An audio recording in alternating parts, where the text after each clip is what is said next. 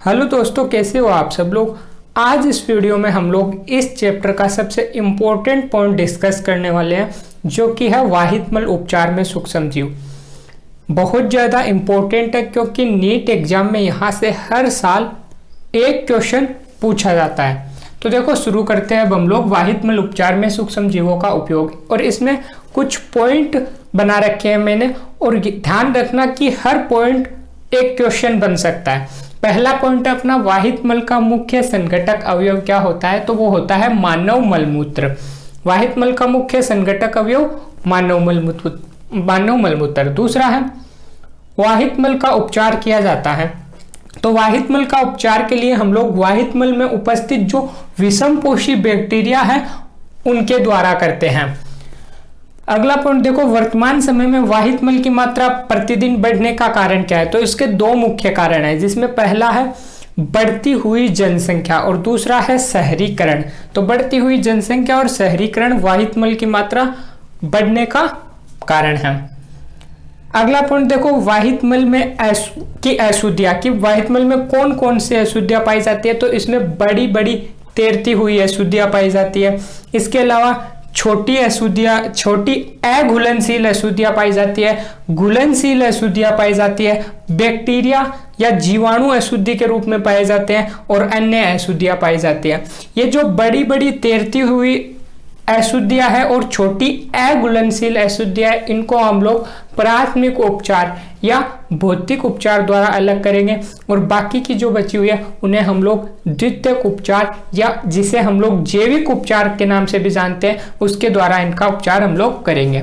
फिर मैंने एक नोट लगा रखा है जिसमें लिखा है वाहित मल का सर्वाधिक दक्ष उपचार किसके द्वारा होता है। इंपॉर्टेंट है कि वाहित मल का सर्वाधिक दक्ष उपचार जो है वो वाहित मल में उपस्थित बैक्टीरिया द्वारा होता है। अब हम लोग शुरू करते हैं वाहित मल का उपचार। तो देखो, वाहित मल उपचार में जो है नदियों में गिरने से पूर्व वाहित मल का उपचार निम्न पदों में किया जाता है, जिनमें 3 पद सम्मिलित है: प्राथमिक उपचार, द्वितीयक उपचार और तृतीयक उपचार। प्राथमिक उपचार को हम लोग भौतिक उपचार कहते हैं, द्वितीयक उपचार को हम लोग जैविक उपचार कहते हैं, और तृतीयक उपचार को हम लोग रासायनिक उपचार कहते हैं। अब हम लोग इन्हें एक एक कर डिटेल में पढ़ेंगे। वाहित मल उपचार में अपना पहला उपचार है प्राथमिक उपचार, जिसमें हम लोग 2 स्टेप काम में लेते हैं। पहला फिल्ट्रेशन और दूसरा अवसादन। फिल्ट्रेशन में हम लोग क्या करेंगे, एक जाल या नेट लगा देंगे, और बड़ी बड़ी तैरती हुई अशुद्धियां जो है उनको हम लोग छान कर अलग करेंगे। यह है फिल्ट्रेशन। इसके बाद देखो, फिल्ट्रेशन के बाद हम लोग करेंगे अवसादन। अवसादन में क्या करेंगे, जो फिल्ट्रेशन के बाद जो बचा हुआ वाहित मल है उसे हम लोग लेकर जाएंगे प्राथमिक सेटलिंग टैंक में। किसमें? प्राथमिक सेटलिंग टैंक में। और इस प्राथमिक सेटलिंग टैंक में जो अघुलनशील अशुद्धियां जैसे कि मिट्टी वगैरह, उन अघुलनशील अशुद्धियों को हम लोग पेंदे में जमा देंगे, और पेंदे में जमा कर इन अशुद्धियों को हम लोग अलग कर लेंगे। इसके बाद जो है फिल्ट्रेशन और अवसादन हमारा कंप्लीट हो जाएगा। फिर जो यहाँ से क्वेश्चन बनता है वो ये है कि प्राथमिक उपचार से जो अशुद्धियां हम लोग अलग करते हैं या जिन अशुद्धियों को हम लोग हटाते हैं उन्हें हम लोग क्या कहते हैं, तो उन्हें हम लोग कहते हैं प्राथमिक अवपंग। क्या कहते हैं? प्राथमिक अवपंग। प्राथमिक उपचार द्वारा हटाई गई अशुद्धियां। इसके बाद है कि जो अशुद्धियों को हटाने के बाद जो बचा हुआ तरल है, जो प्राथमिक सेटलिंग टैंक में बचा है, उसे हम लोग क्या कहते हैं, उसे हम लोग कहते हैं प्राथमिक बहिस्त्राव। तो ये 2 क्वेश्चन भी यहाँ से बनते हैं। तो देखो, प्राथमिक उपचार जिसे हम लोग भौतिक उपचार भी कहते हैं। प्राथमिक उपचार में क्रमिक रूप से प्रयुक्त किए जाते हैं 2 पद, एक फिल्ट्रेशन या निस्यंदन, दूसरा है अवसादन। देखो, फिल्ट्रेशन के द्वारा हम लोग क्या करते हैं, वाहित मल में उपस्थित बड़ी बड़ी तैरती हुई अशुद्धियों को हटाया जाता है। फिल्ट्रेशन में बड़ी बड़ी तैरती हुई अशुद्धियों को हम लोग अलग करेंगे। उसके बाद फिल्ट्रेशन के बाद वाहित मल को प्राथमिक सेटलिंग टैंक में लाकर अवसादन करेंगे। किसमें लाएंगे? फिल्ट्रेशन के बाद वाहित मल को प्राथमिक सेटलिंग टैंक में लाएंगे और अवसादन करेंगे। अवसादन द्वारा अघुलनशील अशुद्धियां, कौन सी अशुद्धियां? अघुलनशील अशुद्धियों को पेंदे में अवसादित करके हटा दिया जाता है। अवसादित यानी जमा दिया जाता है। उसके बाद देखो प्राथमिक उपचार द्वारा हटाई गई अशुद्धियों को हम लोग प्राथमिक अवपंक कहते हैं। तो प्राथमिक अवपंक इंपॉर्टेंट है, क्या है? प्राथमिक उपचार द्वारा हटाई गई अशुद्धियों को प्राथमिक अवपंक कहते हैं। इसी तरह प्राथमिक अवपंक को हटाने के पश्चात शेष बचा हुआ तरल जो प्राथमिक सेटलिक टैंक में बचा है, किसमें बचा है? प्राथमिक सेटलिक टैंक में बचा रहता है या भरा रहता है, उसे हम लोग प्राथमिक बहिस्त्राव कहते हैं। तो प्राथमिक अवपंक और प्राथमिक बहिस्त्राव इंपॉर्टेंट है। प्राथमिक उपचार के बाद अब अपना दूसरा पॉइंट है द्वितीयक उपचार, या इसे हम लोग जैविक उपचार के नाम से भी जानते हैं। सबसे पहला क्वेश्चन यहाँ उठता है कि द्वितीयक उपचार या जैविक उपचार हम लोग क्यों करते हैं? तो देखो प्राथमिक उपचार में हम लोगों ने कौन सी अशुद्धियां हटाई थी? पहली बड़ी बड़ी तैरती हुई अशुद्धियां और दूसरी अघुलनशील अशुद्धियां। और प्राथमिक उपचार में जो जिन अशुद्धियों को हम लोगों ने हटाया था उन्हें हम लोगों ने कहा था प्राथमिक अवपंक, और बचा हुआ जो बहिस्त्राव था उसे बोला था प्राथमिक बहिस्त्राव। इतनी बातें की थी।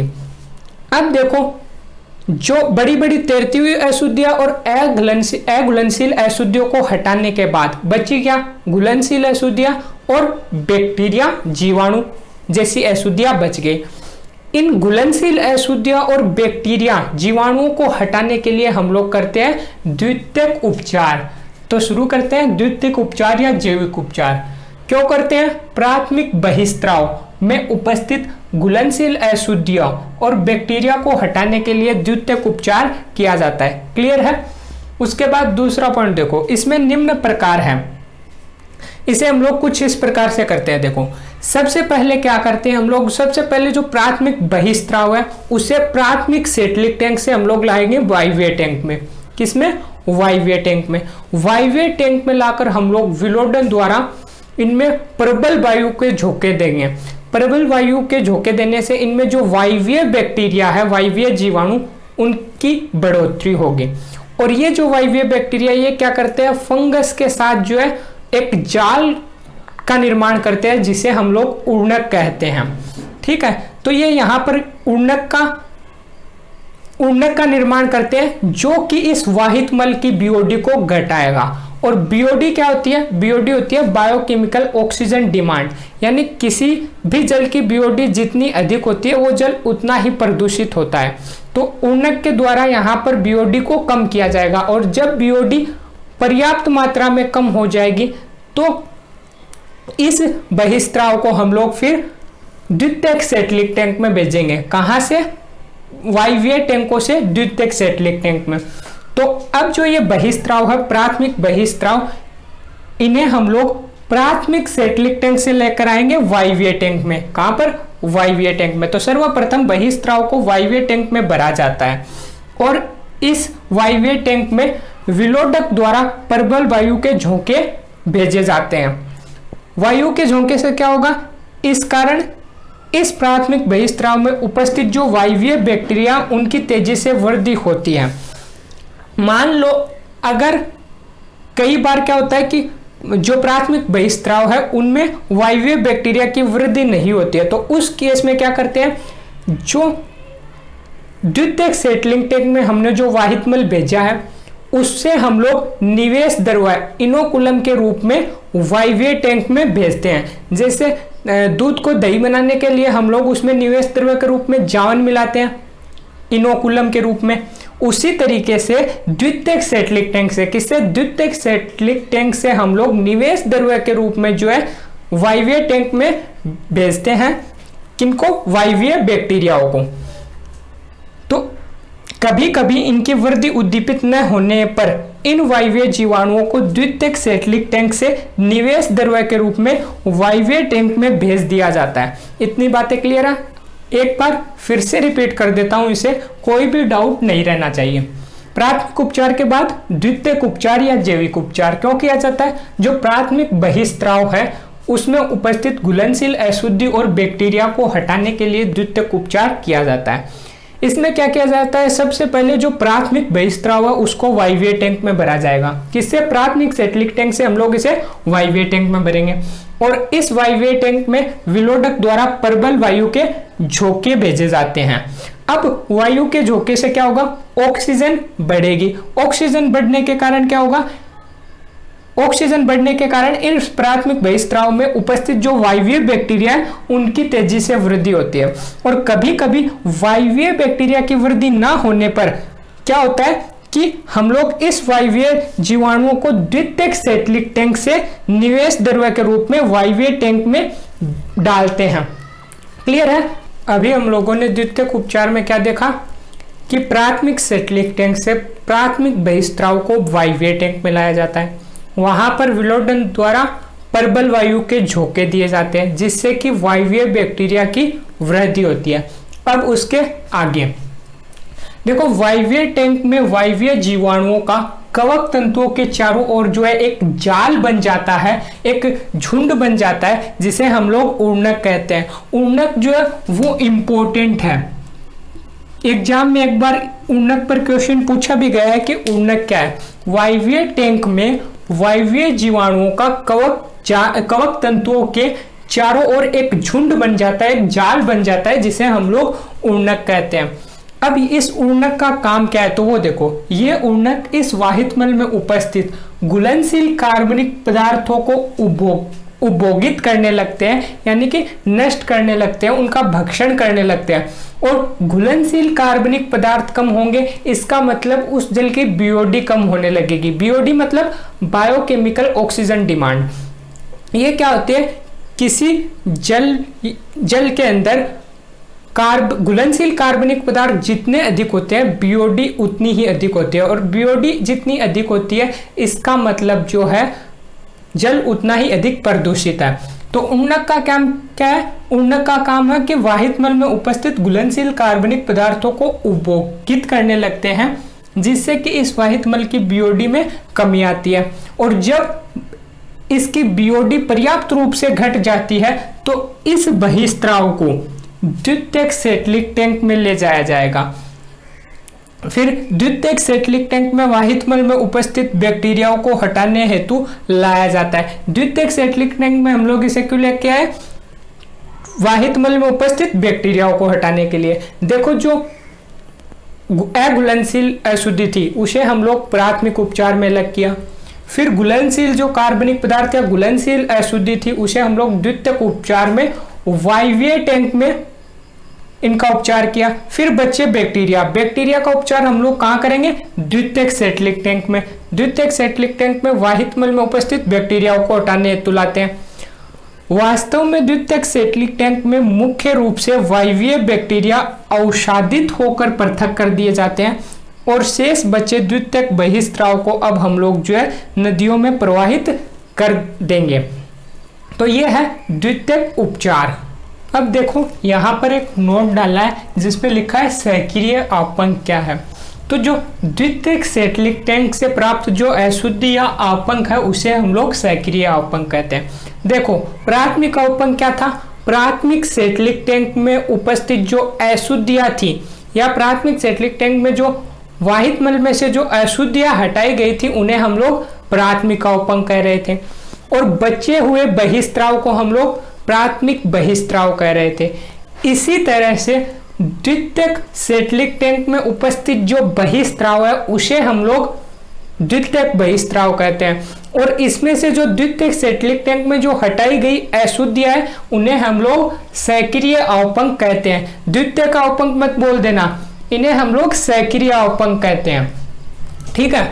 उसके बाद देखो, ये जो सक्रिय अपंक है इन्हें हम लोग जो है द्वितीयक सेटलिक टैंक से अवायवीय टैंक में ले जाएंगे। अवायवीय टैंक में क्या होगा, अवायवीय टैंक में अवायवीय बैक्टीरिया या जीवाणु मौजूद होते हैं जो कि वायवीय बैक्टीरिया को भक्षण करेंगे, उनका पाचन कर देंगे। ठीक है। तो देखो, सक्रिय अपंक को अवायवीय अपंक संपाचित्र में ले जाया जाता है जहां पर अवायवीय जीवाणु मौजूद होते हैं, और ये अवायवीय जीवाणु जो है इनके द्वारा इस सक्रिय अपंक के वायवीय बैक्टीरियाओं का पाचन कर लिया जाता है और इसके फलस्वरूप कई गैस बाहर निकलती है, जैसे कि carbon dioxide, ammonia, methane, hydrogen आदि।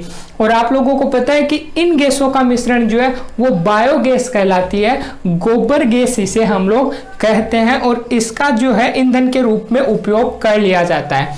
तो ये हो गया अपना द्वितीयक उपचार या जैविक उपचार कंप्लीट। अब हम लोग बात करेंगे वाहित मल उपचार में लास्ट उपचार तृतीयक उपचार, या जिसे हम लोग रासायनिक उपचार भी कहते हैं। अब वाहित मल उपचार में अपना लास्ट टॉपिक है तृतीयक उपचार या रासायनिक उपचार। रासायनिक उपचार इसे क्यों कहा जाता है? क्योंकि इसमें हम लोग वाहित मल का उपचार करने के लिए रसायनों का यूज करते हैं। और तृतीयक उपचार क्यों करते हैं हम लोग? तो ध्यान रखना कि वाहित मल को पीने योग्य जल में बदलने के लिए हम लोग तृतीयक उपचार करते हैं, और इसके अंदर जो हम लोग वाहित मल में जो उपस्थित रासायनिक विषैले पदार्थ है उनको हटाते हैं। तो देखो, तृतीयक उपचार या रासायनिक उपचार में वाहित मल को पीने योग्य जल में बदलने के लिए, परिवर्तित करने के लिए इसका तृतीयक उपचार किया जाता है। तृतीयक उपचार द्वारा वाहित मल में उपस्थित रासायनिक विषैले पदार्थों को हटाया जाता है, जैसे कि डीडीटी हो गया, कीटनाशक हो गया, इनको हम लोग तृतीयक उपचार द्वारा हटाते हैं। तृतीयक उपचार के उपयोग क्या है? तृतीयक उपचार में कौन से रसायन उपयोग किए जाते हैं? तो क्लोरीन और ओजोन O3 का यूज जो है वो रासायनिक विषैले पदार्थों को हटाने के लिए किया जाता है। उसके बाद देखो, एक नोट लगा रखा है मैंने, इम्पोर्टेंट है कि भारतीय पर्यावरण एवं वन मंत्रालय द्वारा, भारतीय पर्यावरण एवं वन मंत्रालय द्वारा वाहित मल के नदियों में गिरने से पूर्व उपचार हेतु संचालित प्लान जो है वो गंगा एक्शन प्लान और यमुना एक्शन प्लान। अब देखो, इनका मुख्य उद्देश्य क्या है? वाहित मल उपचार संयंत्रों की संख्या बढ़ाना।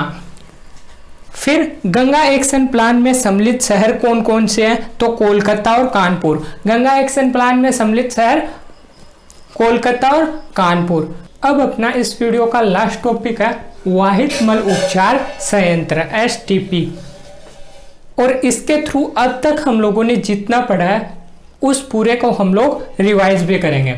देखो, सबसे पहले हम लोग जो है वाहित मल उपचार में प्राथमिक उपचार करते हैं, जिसे हम लोग भौतिक उपचार भी कहते हैं। उसमें हम लोगों ने 2 स्टेप देखे थे। पहला स्टेप जिसमें फिल्ट्रेशन किया था, और बड़ी बड़ी जो तैरती हुई अशुद्धियां हैं उनको हम लोगों ने अलग किया था। उसके बाद हम लोगों ने किया था अवसादन। अवसादन में क्या था? जो अघुलनशील अशुद्धियां थी, उन अघुलनशील अशुद्धियों को हम लोगों ने प्राथमिक सेटलिक टैंक में अवसादित कर जमा कर अलग कर दिया था। तो देखो, वाहित मल उपचार संयंत्र में सबसे पहले प्राथमिक उपचार होता है, जिसमें सबसे पहले प्राथमिक सेटलिक टैंक का यूज होता है। ये जो है वो है प्राथमिक सेटलिक टैंक। इसके द्वारा जो अशुद्धि बाहर निकलती है उसे हम लोग कहते हैं प्राथमिक अवपंग। तो प्राथमिक उपचार में जो भी अशुद्धि बाहर की जाती है या हटाई जाती है उन्हें हम लोग कहते हैं प्राथमिक अवपंग। और प्राथमिक सेटलिक टैंक में प्राथमिक अवपंग को हटाने के बाद जो तरल बचता है उसे हम लोग कहते हैं प्राथमिक बहिस्त्राव। इतना क्लियर है? फिर इस प्राथमिक बहिस्त्राव को हम लोग लेकर आते हैं वायवीय टैंक में। किसमें लेकर आते हैं? वायवीय टैंक में। वायवीय टैंक में जो है एक विलोडन लगा होता है। इस विलोडन की सहायता से हम लोग जो है इसमें प्रबल वायु के झोंके देते हैं, जिससे कि इस वायवीय टैंक में वायवीय जीवाणुओं की वृद्धि होती है। किसकी वृद्धि होती है? वायवीय जीवाणुओं की। और ये वायवीय जीवाणु जो वायवीय टैंक में है, यहाँ पर ये जो कवक के तंतु है यानी माइसीलियम के साथ झुंड बनाते हैं, एक जाल जैसी संरचना बनाते हैं, जिसे हम लोग क्या कहते हैं? उर्णक कहा था, जिसे हम लोगों ने उर्णक कहा था। ठीक है। अब देखो, ये जो यहां पर जो तरल है इसे हम लोग ले जाएंगे द्वितीयक सेटलिक टैंक में।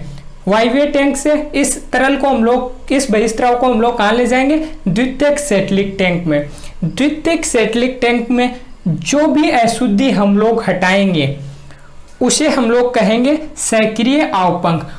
और प्राथमिक उपचार, प्राथमिक सेप्टिक टैंक तक था, उसके बाद वायवीय टैंक से हमारा कौन सा उपचार शुरू हो गया, द्वितीयक उपचार। द्वितीयक उपचार में हम लोग घुलनशील अशुद्धियां और साथ ही साथ बैक्टीरियाओं को हटाते हैं। वायवीय टैंक में क्या किया था हम लोगों ने, उर्णक बनाया। उर्णक क्या कर रहा था, कार्बनिक जो पदार्थ थे उनको हटाता है, यानी घुलनशील अशुद्धियों को रिमूव करता है उर्णक। फिर अब बचे हुए तरल को हम लोग लेकर आए द्वितीयक सेप्टिक टैंक। द्वितीयक सेप्टिक टैंक में क्या होगा, जो बहिस्त्राव है उसमें से जो वायवीय बैक्टीरिया है उनको हटाया जाएगा। ठीक है, तो द्वितीयक सेप्टिक टैंक में जो भी अशुद्धि बचेगी उसे हम लोग सक्रिय अवपंक कहते हैं। याद रखना है, इसे हम लोग द्वितीयक, प्राथमिक वाले को प्राथमिक अवपंक, लेकिन द्वितीयक वाले अवपंक को सक्रिय अवपंक कहते हैं। और इस बहिस्त्राव को हम लोग द्वितीयक बहिस्त्राव कहते हैं। क्लियर है? तो ये जो अपना एक रफ डायग्राम है वाहित मल उपचार संयंत्र का, और इसी के साथ अपना वाहित मल उपचार जो है वो कंप्लीट हुआ। अब हम लोग इसके जो है PYQ प्रीवियस ईयर क्वेश्चन देख लेंगे, जिससे कि हमें ये और भी ज़्यादा क्लियर हो जाएगा वाहित मल उपचार। और यहाँ से लगभग एक क्वेश्चन हर साल पूछा जाता है, तो इम्पोर्टेंट है। और अभी तक आप लोगों ने हमारे YouTube चैनल को सब्सक्राइब नहीं किया है तो कर लीजिए, वीडियो को लाइक करो, अपने दोस्तों तक शेयर करो, क्योंकि मैं आप लोगों के लिए यहाँ हिंदी मीडियम में इतने अच्छे नोट्स प्रोवाइड करवा रहा हूँ आप लोगों को। अब वाहित मल उपचार पर हम लोग कुछ प्रीवियस ईयर क्वेश्चन करने जा रहे हैं, और साथ साथ आप भी इसके आंसर देते चलना, क्योंकि हम लोगों ने वाहित मल उपचार को अच्छे से कंप्लीट कर लिया है। पहला क्वेश्चन अपना नीट 2017 में आया हुआ है। देखो क्या है, निम्नलिखित में कौन सा वाहित मल उपचार में निलंबित हुए ठोसों को निकालता है। तो देखो, वाहित मल उपचार में निलंबित हुए ठोस, प्राथमिक उपचार में हम लोगों ने क्या किया था, 2 स्टेप, फिल्ट्रेशन और अवसादन। फिल्ट्रेशन में बड़ी बड़ी तैरती हुई अशुद्धियों को छान कर अलग किया था। फिर अवसादन में जो छोटी अघुलनशील अशुद्धि थी उनका हम लोगों ने अवसादन किया था, और पेंदे में जमा कर, पेंदे में अवसादित कर कर, निलंबित कर कर ठोस को अलग किया था। तो निलंबित हुए ठोसों को निकालना किसमें, प्राथमिक उपचार में अवसादन के अंदर हम लोग अवसादित कर कर या निलंबित कर कर जो है अशुद्धियों को निकालते हैं। और प्राथमिक उपचार में जिन अशुद्धियों को हम लोग हटाते हैं उन्हें हम लोग क्या कहते हैं, प्राथमिक अवपंक। तो इस क्वेश्चन का जो आंसर है वो अपना थर्ड प्राथमिक उपचार करेक्ट होगा। ठीक है, तृतीयक उपचार अपना रासायनिक उपचार था, द्वितीयक उपचार जो है वो अपना जैविक उपचार था। प्राथमिक उपचार भौतिक उपचार है, जिसमें हम लोग ठोस, निलंबित हुए ठोसों को निकालते हैं। क्लियर है? दूसरा क्वेश्चन देखो, 2014 और 13 दोनों में आया हुआ है। कौन सी गैस अवायवीय अवपंक संपाचित्र में उत्पन्न होती है? तो चलो बता दो, बड़ा ही इजी क्वेश्चन है। देखो, अवायवीय अवपंक संपाचित्र में हमें गैसें मिलती है कार्बन डाइऑक्साइड, मीथेन और हाइड्रोजन सल्फाइड। कुछ मात्रा में अन्य गैस भी मिल सकती है। और ये जो तीनों गैस है, ये तीनों गैस जो है वो बायोगैस का संघटक है। किसका संघटक है?